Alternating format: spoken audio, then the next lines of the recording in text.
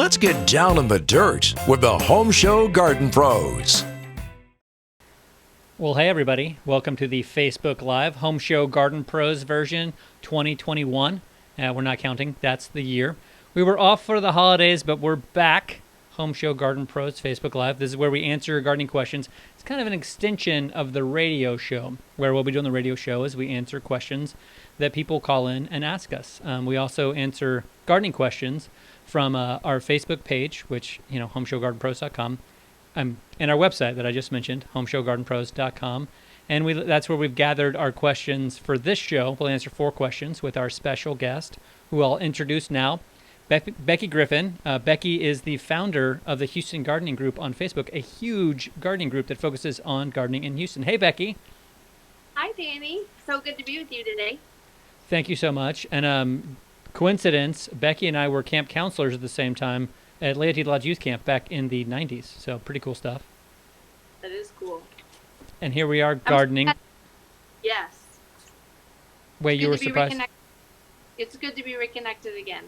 Yes, absolutely. It's so nice. So what motivated you to start this gardening page that's become, 15,000 people?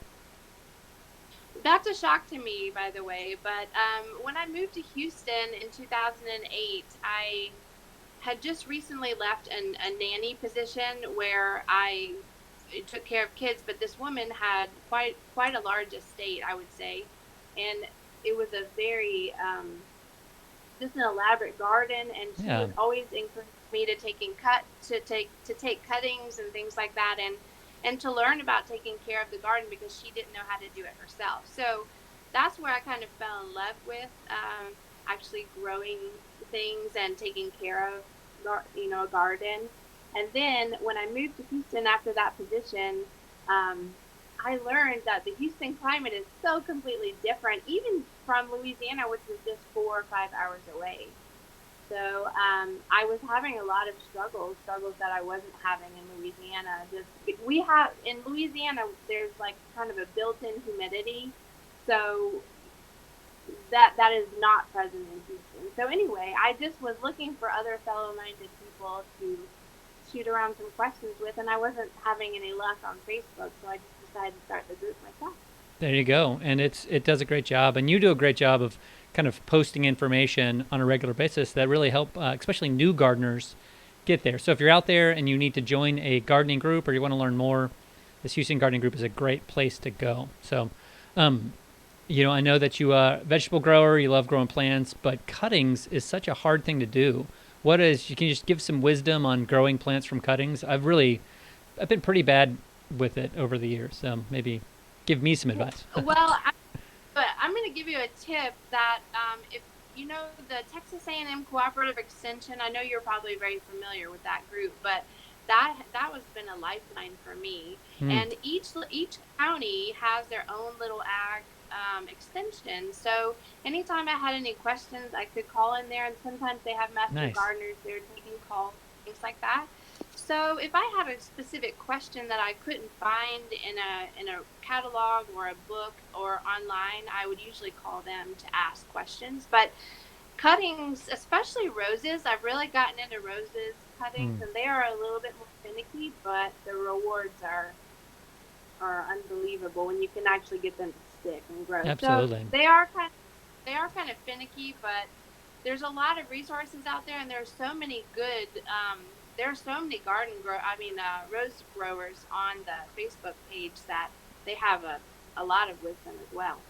Yeah, I guess that's a really great thing. Is just take a specific question and take it to a group that gives you good advice. So we've got 2 of those that we can talk about here. So what we do on this is we answer gardening questions that people have put in. I did pull one off of the Houston Gardening Group, so maybe you'll recognize that, maybe not. But we'll just we will start with these questions. So let me bring them up real quick. So we'll go to question 1 first. Here we go, question 1. So this is from Martha. She says, my mind is on tomatoes, not just any tomatoes, heirloom tomatoes. Got a favorite. So Becky, I'll let you go first if you have a favorite heirloom tomato. Well, actually, I looked into this. I tried to grow tomatoes this year with not much luck, but I'm not going to give up. I'm going to try again. But okay. a lot of different schools, like LSU, where I went to school, they also have an ag center, and they actually put out something. And I'm pretty sure a lot of universities do this. They'll try different varieties and kind of grade them every year.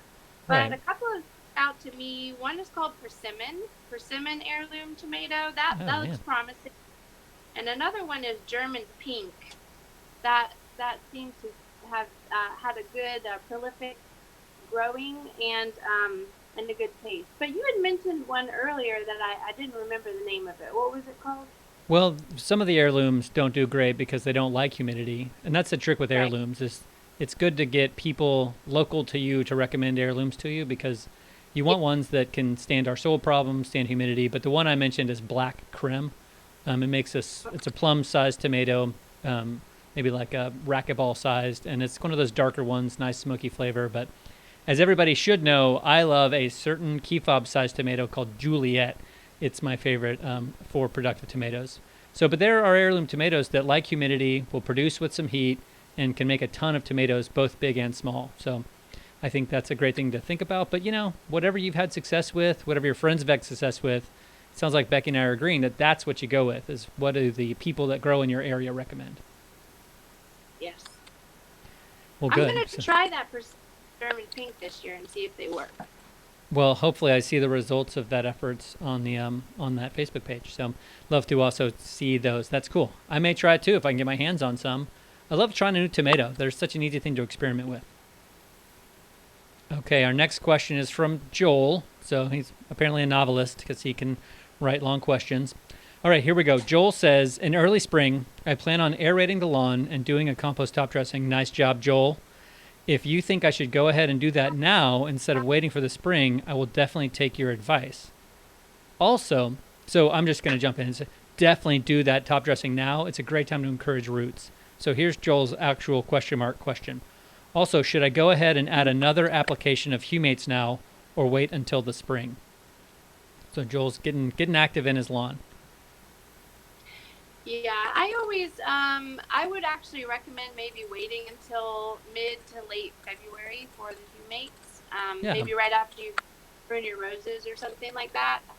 I think it may be a tad bit early to do those right now, but definitely aerating now wouldn't hurt, I don't think. No, for sure. And if you're doing a compost top dressing, compost does have a lot of humates in it, and so maybe you don't have to follow up right as quickly. Maybe do something else like molasses or super seaweed or even some fertilizer instead of that humates. Yes. No, that's great. But I'm with you. If you're going to do a compost top dressing now, you don't need to do humates right now either. So good word there. All right, here we go. This is a real challenging one from Sarah. So do want to just remind you guys, if you want to ask a question, there's that Facebook page that like on the actual Facebook Live, you can ask a question live right there, and we love answering those. So just fill it in. Anything goes. Gardening wise, we answer gardening questions. So this is from Sarah. Sarah says, a bunch of my indoor plants have a fungus. Oh, any idea for how to treat it without neem? So without neem oil. Sarah's partner is allergic to neem oil, so that's her problem. So what's your advice? Somebody dealing with a bunch of indoor plants have a fungus. Anytime I have any kind of issue with an indoor plant, it's usually something with position of the plant, either where it's located it's underneath a vent or close to a drafty door or something like that, or it's too root bound. So I always recommend repotting first. Repotting in a soil that I like. Let's see, it's called Fertilome. I think Fertilome Ultimate. Okay. It's Fertilome Ultimate. It's just basically an all-purpose indoor soil. So if you can find that on Amazon. I don't know if any local growers have it, but I would just maybe find just a slightly bigger pot, just put some new soil in there. Miracle Grow has an indoor plant mix as well. Yeah. Well, I mean, do you think so? It sounds like a bunch of her plants have it. So maybe she does have a bit of a soil issue if she repotted everything with it. Or I guess she just waited a really long time to fix it. So I think that indoor plants have never been my strong point. But you mentioned that almost any time you've changed the soil out on a plant, it's really done a good service to that plant. It does always help. And if you just kind of play around with positioning the plant, maybe it's getting too much sun or not enough sun, or too much humidity or not enough. Yeah, or just too much water. Just yeah, watering it too often. And lastly, neem oil is not your best fungal treatment anyway, so I wouldn't worry about using neem oil with your partner just because, that's not really what we go to. If you have a real bad fungal problem, I would encourage some watered down Constant 20 that'll actually knock the fungus back and maybe even help out with the soil-borne fungus that might be coming up the plant. So cut the water a little bit, move it around like Becky's saying, and maybe switch out some soil, some not as fungal rich. So that is what we got for you, Sarah. Hope that helps. All right, last canned question from Bill, and Bill asks, what are some good veggie seeds to plant this time of year? As far as sowing the seeds in the ground, any kind of arugula or lettuce, cabbage is good for this time of year. Kale, peas, spinach, and any of the like chive, cilantro, or parsley for the herbs are good. Nice, fast-growing ones, yeah. Yeah. I love lettuce seeds. They're so easy to do, and you get so much production from them. And you'll really be eating lettuce until like the end of April. So that's kind of a great one to go to. But definitely now is a great time to get stuff in your veggie garden in the Houston area. Our climate is such that it is really welcoming for almost anything. And one kind of off-the-wall seed you could be planting is some of those tomato seeds. If you can get them in the soil now, you may get a sprout, and you can push it with your good fertilizer. So speaking of annuals like vegetables, now is a great time to get a new batch of annuals in your regular garden. So we're going to focus on white annuals and the pop that you can get with those in this short day season. So we have a good message for that. So we're going to learn a little bit about white. Now is the season for winter flowers, and there's a ton of options. White flowers can add a lot of interest to your space.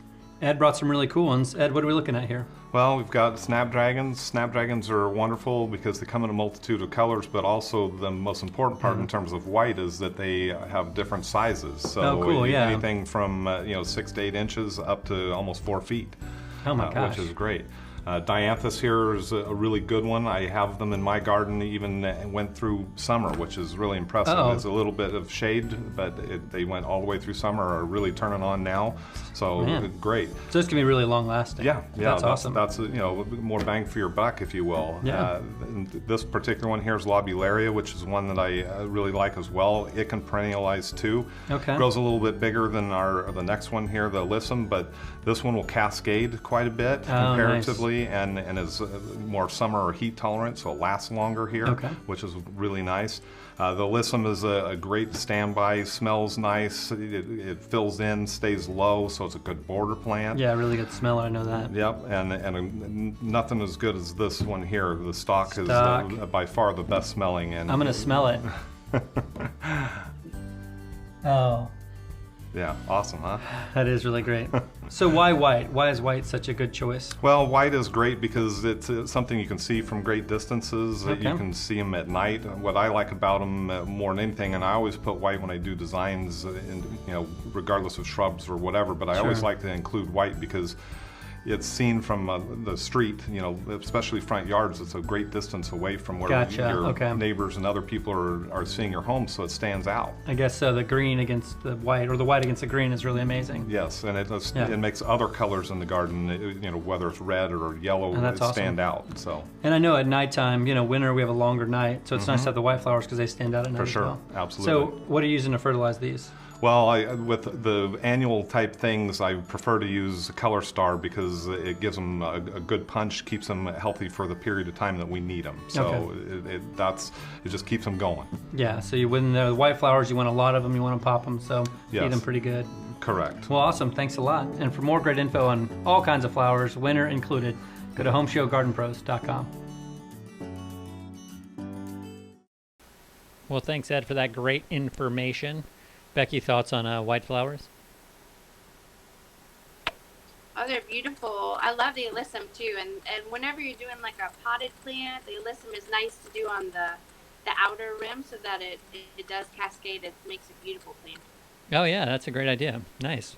Well, Becky, great job. We're gonna kind of wrap things up. So, she is, the founder of the Houston Gardening Facebook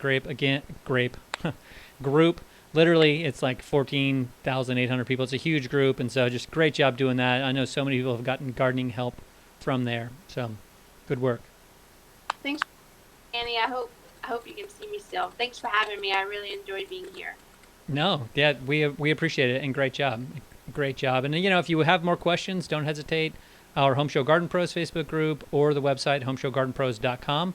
You can tune in this week to the radio show and ask a question live there. We'll have Zach Buchanan for both hours as our special co-op member, their expert answering questions. So hope to see you then, and keep things growing.